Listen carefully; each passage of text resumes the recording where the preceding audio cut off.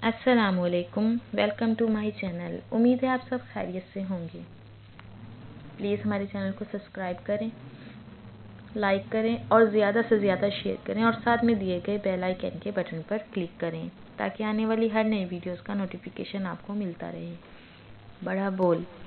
एक गांव में एक बहुत अमीर कबीर राजा रहता था। दुनिया की हर नायाब चीज़ इसके महल में मौजूद थी। इसकी 7 बेटियां थीं। ये सातों बेटियां बहुत खूबसूरत थीं। राजा अपनी बेटियों से बहुत प्यार करता था और इनके हर काम इनकी मर्जी के मुताबिक होते और सिर्फ इन्हीं की पसंद के पकवान बनते।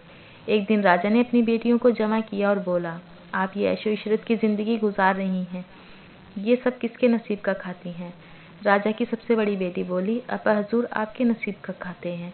राजा ये सुनकर बहुत खुश हुआ। फिर बादशाह ने दूसरी, तीसरी और चौथी बेटियों से यही सवाल पूछा। 6 बेटियों ने यकदम जवाब दिया, अब्बा हजूर आपके नसीब का खाते हैं।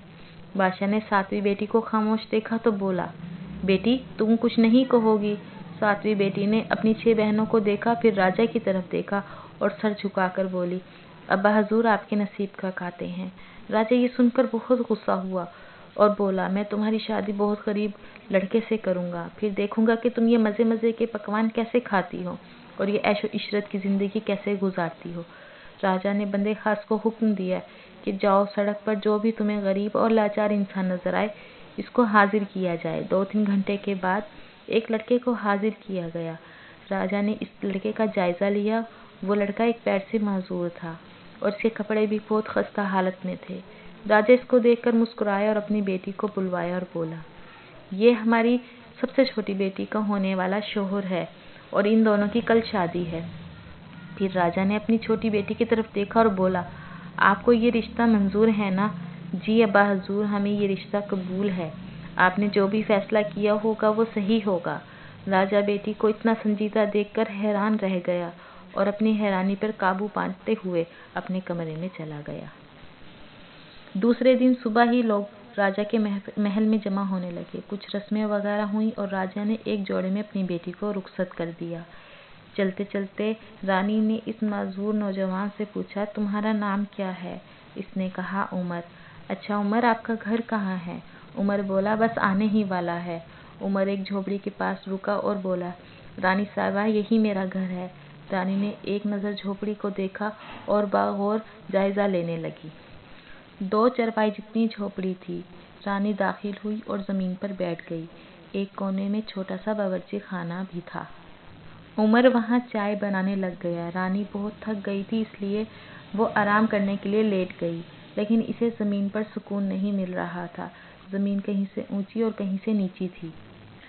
रानी हड़बड़ाकर उठी और उमर से कस्सी लेकर ज़मीन खोदने लगी। फिर रानी ने थोड़ी सी ज़मीन हमवार की। अब वो दूसरी तरफ से खोदने लगी। रानी ने जैसे ही कस्सी ज़मीन पर मारी तो इसको किसी लोहे जैसी चीज़ से टकराने की आवाज़ आई। आवाज़ सुनकर उमर भी रानी की तरफ देखने लगा। रानी ने ज़मीन को मज़ीद गहराई में खोदना शुरू किया तो ज़मीन में एक प्लेट नज़र आई। उमर रानी के पास आया और बोला, रानी साहिबा आप यहाँ से हट जाएं, मालूम नहीं ये क्या बला है। रानी ने उमर को देखा और नीचे बैठकर हाथ से मट्टी हटाने लगी। आधे घंटे की कोशिश के बाद एक सोने से भरी हुई देग बरामद हुई। उमर की तो आंखें फटी की फटी रह गई। इतने सारे जेवरात उमर के मुंह से बेइख्तियार निकला। रानी ने उमर को नसीहत की कि वो इसको किसी के बारे में ना बताए।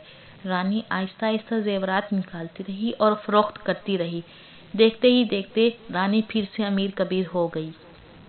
राजा को पता चला कि गांव में इससे भी ज्यादा अमीर रानी आई है। राजा ने बंदे खास को हुक्म दिया कि जाओ मालूम करो ये कौन है जो मुझसे भी ज्यादा दौलतमंद है और इसके पास मुझसे भी ज्यादा ऊँट है।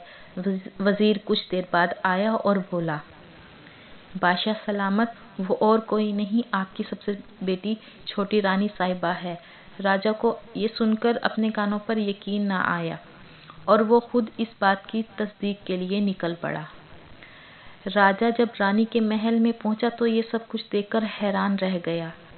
रानी पहले से कहीं अच्छी और खुशहाल जिंदगी गुजार रही थी। राजा ने रानी से कहा, बेटी ये सब क्या है? मैं ख्वाब तो नहीं देख रहा। रानी ने जवाब दिया, अब्बा हुजूर, ये हमारा नसीब है।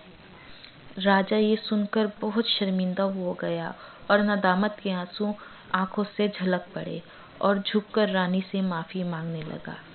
प्यारे बच्चों, हमें बड़े बोल से गुरेज करना चाहिए।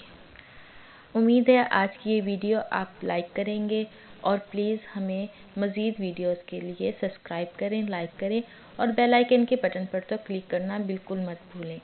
अगली वीडियो के लिए अल्लाह हाफिज़।